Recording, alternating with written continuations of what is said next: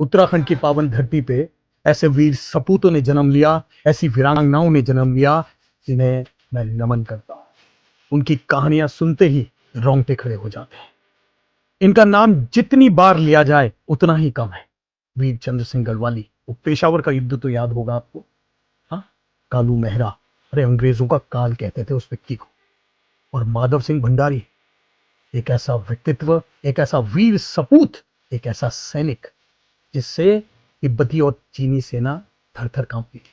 उस व्यक्ति ने अपने वतन के लिए, अपने प्रदेश के लिए अपने बेटे तक की आहुति दे डाली। देखिए, ये देवभूमि है जहां देवी देवताओं का वास है। और देवभूमि उत्तराखंड की अगर मैं बात करूं, ये एक ऐसा प्रदेश है जहां की सेवा करना साक्षात देवी देवताओं की सेवा करना है।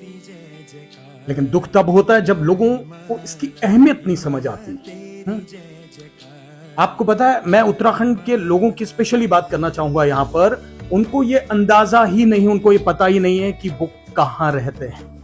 ये हाल कुछ ऐसा है जैसे मानो कि एक भिखारी है, वो सोने की खान पे बैठा है और उसको पता ही नहीं कि मैं कहां बैठा हूं। तो जरूरत है अपने अस्तित्व को पहचानने की, जिससे प्रदेश की अस्मिता जुड़ी होती है। देखिए, अक्सर लोग पूछ ही लेते हैं कि आप कहां के रहने वाले हैं। तो मैं हमेशा एक ही बात कहता हूं, मैं क्या, कोई भी व्यक्ति जो उत्तराखंड का रहने वाला है वो इस खूबसूरती से अपने पहाड़ का, अपने प्रदेश का इंट्रोडक्शन दे सकता है कि वैकुंठ की धरती है जहां स्वर्ग की हवा है, जहां वैकुंठ की धरती है, जहां स्वर्ग की हवा है, जहां जहां बसते हैं महादेव निराले। हम हैं देवभूमि उत्तराखंड वाले। गंगा की पवित्रता और हिमालय की प्रखरता का समन्वय है देवभूमि उत्तराखंड।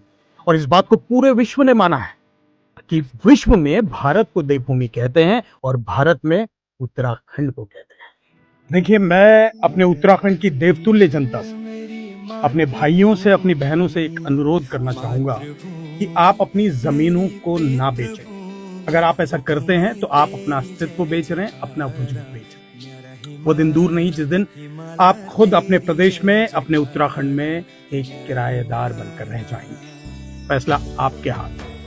देखिए, किसी भी प्रदेश की जो सबसे बड़ी पहचान होती है ना, वो संस्कृति होती है वहां की। और संस्कृति का मतलब है वहां की भाषा, वहां की बोली।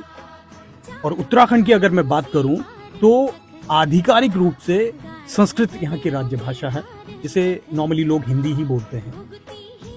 क्या इससे उत्तराखंड को एक अलग पहचान मिली? ये सबसे बड़ा सवाल है। हाँ, उत्तराखंड में कुमाऊनी गढ़वाली बोली जाती है। और अगर इन भाषाओं की व्यापकता बढ़ जाए, कई बार लोगों ने कहा भाई बोलियां हैं, बोलियां नहीं है, भाषाएं हैं, कुमाऊनी हो, गढ़वाली हो, जिसका अपभ्रंश खस है। हाँ, और वैसे भी एक सवाल यहां उठता है कि अगर हम अपनी भाषाओं में बात ना करें तो हम आने वाली पीढ़ी को क्या देने जा रहे हैं। अब तुम कौला की मैं कुमाऊनी या गढ़वाली के लिए ना बोल लूं, हिंदी में ये समझाना बहुत जरूरी है।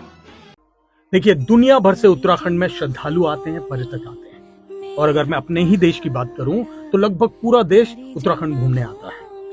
और मैंने ऐसे पर्यटक देखे हैं जिनको आध्यात्म से कोई मतलब नहीं। वो भुला चुके हैं कि वो देवभूमि उत्तराखंड में है। हाँ, वो गंगा में नहाते जरूर हैं, लेकिन उनको लगता है कि हम स्विमिंग पूल में नहा रहे हैं। वो भाव, वो समर्पण अगर आपके साथ नहीं है तो आप मत आइए। और कई तो ऐसे महानुभाव हैं जिनको ये लगता है कि भाई उत्तराखंड की जो टूरिज्म इकोनॉमी है उन्हीं से चल रही है, वो अगर ना जाएं तो इकोनॉमी बैठ जाएगी। इतनी गलत सोच है ना इनकी। आप खुद देखिए इन लोगों का क्या हो। भाई, ये देवभूमि है, ये तपस्थली है,